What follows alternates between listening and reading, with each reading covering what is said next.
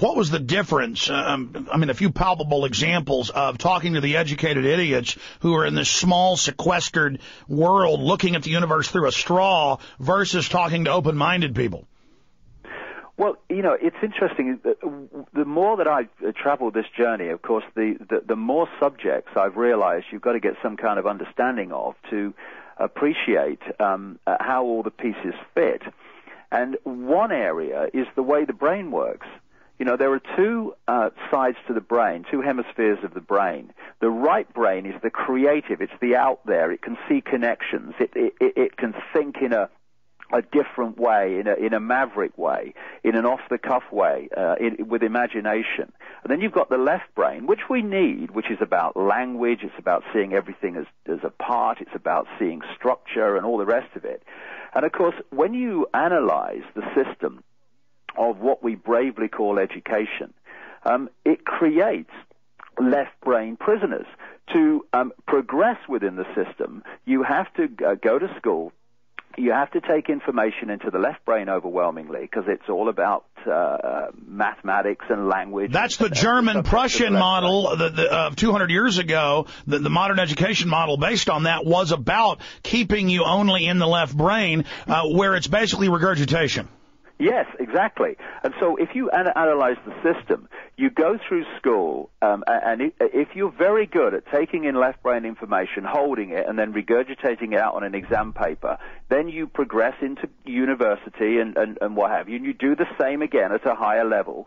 You then choose your specialization, medicine, science, whatever, and you do the same again at a higher level in your specialization. And you're like specialized insects who are sequestered, perfect to be inserted into the Illuminati compartmentalized pyramid, whereas you have the artist, free-thinking, truly creative mind, which has always been the enemy of the New World Order. Right. And if you look at, therefore, that the system and the way it brings its people to the top of its various pyramids to run its institutions, they are people who have been very, very good at taking in left brain information and regurgitating it out on an exam paper. In other words, they are... Amazing. Tell you what, we're coming back to the main audience, David. Here we go, main audience. Boy, folks listening on Infowars.com and watching on PrisonPlanet.tv just heard David totally switch into left-right brain science. Restate that without me interrupting, David. Break down the left-right, and I've read the research. You're absolutely accurate in what you're saying for people and how this Illuminati pyramid goes after certain compartmentalized, shuttered individuals. Like you'll talk to globalists and you'll find out they're compartmentalized and have been selected because like a specialized insect in an anthill, they carry out a specific function, which is totally left brain. Yeah, once I began to understand how the brain worked, society started to make real sense to me. Because we have two hemispheres of the brain. There's the right brain, which is the creative. It's the out there. It's the maverick. It's the free thinking. It's that which will not be imprisoned. It's that which can see connections between things and not just see everything as divided and apart. Now, the left brain really helps us function in this world because it's about language, it's about structure, and it's about the world of the five senses, if you like. And it's important. We need whole brain people because if you're only right-brained, we all know people like that, they're very creative, but they can't function in this world. But there's another extreme, which is becoming a left-brain prisoner, which I have to say is where most people are, particularly those that run the system. And if you're in the left brain, you're just dealing with five-sense reality, which is a fraction of what there is to understand, and certainly a fraction of what there is to express yourself. And the system is designed to lock people in that tiny left brain reality, and they do it not least through the bravely entitled education system, because as you go through school, what are you doing? You're taking in left brain information, hold it, and now give it me back on an exam paper, tell the system what it's told you, and then you progress because you're very successful at school. That's basic programming. Programming, yes, it is. I mean, it's interesting, Alex, that when you go through a secret society, you go up through degrees, and then when you go to university, you get a degree. Well, it's a degree of programming to a very large extent. So you go to university from school, you go through the same process of taking in left brain information and putting it out on an exam paper. You then choose your specialization of medicine, of whatever it is, science, law, all of these things. And then you go through your specialization, and to pass those exams, you do the same again. So what you've been doing all your formative life is working with left brain reality and building up the left brain to dominate your sense of reality. And it's these people who end up in the positions of power at the top of all the institutions of science and law and politics and even business. And so the system is run by left brain prisoners who are operating with a fraction of their potential of understanding reality and creativity. And therefore, we live in a left brain society. And it's interesting. Again, you know, when you understand these things, you start to see the significance of apparently things that are not connected. The British government, a few months ago, announced that it was going to introduce 500 tests, intellectual-type tests, for preschool children. And the teachers were saying, hold on a minute, when are the kids going to have time to play?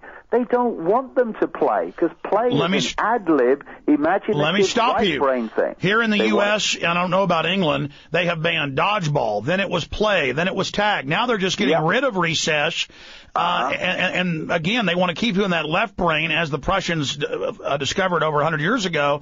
Their own documents, as you know, David, I'm sure you've seen them, say that they don't ever want you to relax or have time to think or daydream or have a philosophic. It's all just machines compartmentalizing the mind with the 7 periods. That's absolutely right. Daydreaming is a very, very important point. Daydreaming is a right brain kind of activity. Well, it's also a communion between the cerebral cortex of the left and right and the subconscious, which is the larger, more powerful system. Yeah, so what they want to do is lock people into left brain reality, because it's basically putting them into a reality bubble, what I call the eggshell. And when I went to Oxford University, of course, if you're very, very good at this left brain, give it me and I'll give it you back on an exam paper, you are considered in this left brain bewildered world to be a kind of intellectual genius. These are the people who are professors at universities who are teaching the next generation. And when I went to talk at Oxford University, it was extraordinary, the concrete minds that you see who are perceived by society to be... David Icke, we got a break. Stay there. 3-minute break. We'll be right back. Get into this. Then get into the big picture, the end game with David Icke. I'm Alex Jones, PrisonPlanet.com. Stay with us.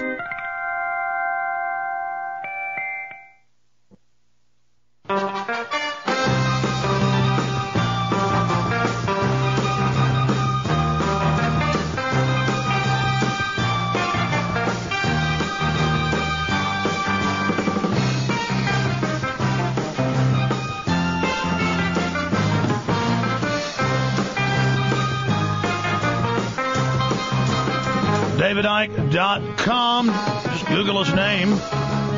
Dave, before we get back into these educated idiots, or like insects, highly specialized individuals who are only in their little discipline and fit nicely into the New World Order Illuminati power pyramid, into their place for the master queen bee up at the top, you've got a lot of websites, a lot of books, a lot of videos. Tell folks where they should go to find out more about those books and videos and materials. Well, DavidIcke.com is the center of it, really, Alex. So if people go there, they'll be able to get all of them. I've written about 16 books overall, and it's been a journey, like it has for you. It's been a journey of seeing that something wasn't right, and then as you keep walking, the path just gets bigger, and the information gets bigger, and the picture gets bigger, and so we've reached this point today where we now at last starting to get some kind of real fix on the scale of this, and therefore we have a chance of turning it around. Sure. Let's go ahead and get back and finish up your story about talking to just the general public, much more open-minded, much more intelligent, just on the facts. People who know about the New World Order are really into info, wide-ranging analysis.